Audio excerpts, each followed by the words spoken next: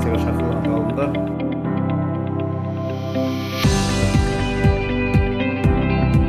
Бүгін университетімізде жалпы ғылым күніне арналған Қаныш Сәтпаев және Қазақстанда ғылым атты халықаралық конференция өтуде. Бұл конференцияның жалпы мақсаты біріншіден 12 сәуір Қаныш Сәтпаевтың туған күні, биыл 125 жылдығы аталып өтті.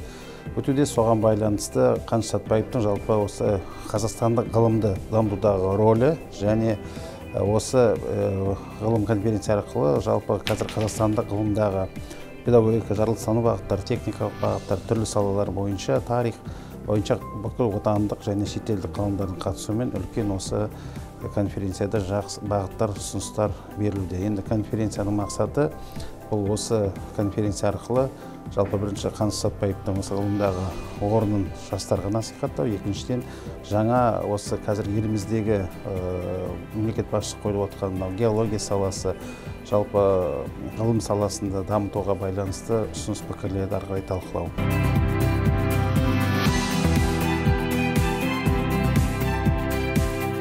Бұл 1900 жылдан кейін бұл кісілерге бір толыққанды жұмыс істеуге мүмкіндік берілмеді. Бірақ енді Құдайға шүкір, Мұхтар Әуезов сияқты, Қаныш Сәтпаев сияқты ғалымдарымыз аман қалды. Оның да болса бірден бір Ахмет Байтұрсын сынды алаш зиялылардың ықпалымен, сол кісілердің ақылын тыңдаудың арқасында ол кісілер аман қалды. Енді осы алаш арыстардың еңбектерін, бірақ олар өздерінің идеясын, ұстанымдарын өмір бойы осы алаш зиялыларының еңбектерімен ұштастыра білді, солар басшылыққа алды.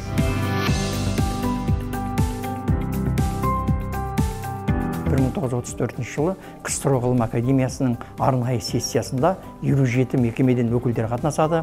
Жаңа маңдай қасқа үлкен ғалымдар қатынасады. Солардың алдында 5 күн бойы 5 рет баяндама жасайды. 5 рет баяндама жасап отырып, үлкен жезқазғанның болашағының бар екендігін анықтап береді. Үлкен жезқазған геологиялық Эльдорадо екендігін дәлелдеп береді. Осы арқылы Сталиннің алдында ауыр өнеркәсіп министрі, қалаға комиссары сол кезде Орджоникиннің алдында Қазақстанның кім екендігін, қандай ел екендігін және үлкен жезқазғанның мысының қаншалықты болашағы бар екендігін дәлелдеп береді. Атыраудың ғылымына да, Маңғыстаудың ғылымына да ерекше үлес қосқандығын атап өтуіміз керек.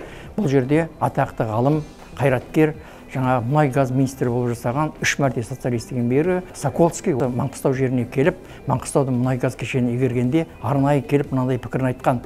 3 рет социалистік еңбегі, мына 3 жұлдыздың біреуі Қаныш Имантайұлына тиісті болатын. Өкінішке орай, қазақ халқының арасындағы мысық біреулі адамдардың кесірінен осы 3 жұлдыздың біреуін Қанышқа бере алмадық. Шынында Маңғыстау мен Атыраудың мұнай газ кешенін игеруде Қаныш Имантайұлының еңбегі ерен, еңбегі зор. Сондықтан да біз үлкен ғалымды өз жерімізде де, жалпы болашақта да қорғауға, қолдауға тиістіміз деп. Енді Қаныштың тағы бір ерекшелігі аруағы риза болсын деп айтамыз. Бұл жерде Қаныштың жаңағы ескерткіш болып қалмай, тек қана көше болып қалмай, ал жаңағы бір елді мекенге аты берілмей, оның жаңағы астероид ретінде, кіші ғаламшар ретінде аспанда айналып жүруі. Бұның жаңағы Николай Черних деген ғалым 1979 жылдың 31 шілдесінде өзінің ашқан бір ғаламшарына Қаныш Имантайұлының есімін береді. Сондықтан да болар Дауылпаз ақын, жергілікті Абыз ақын Хамит Ерғалиевтің айтатын сөзі бар. Құдайлығын тіріде таңдайды алып, бұл дүниеде қалыпты кім байланып, данышпанның талайы тасқа айналса, біздің ағай ұшып жүр күнді айналып дейді болады. Демек, Қаныштың қандай ғалым екендігі бүкіл әлем мойындап отыр, кеңес ғалымдары мойындап отыр. Қаныштың бұл өлмес мұрасын біз әр уақытта да асқақтата білуіміз керек қой деп есептейміз.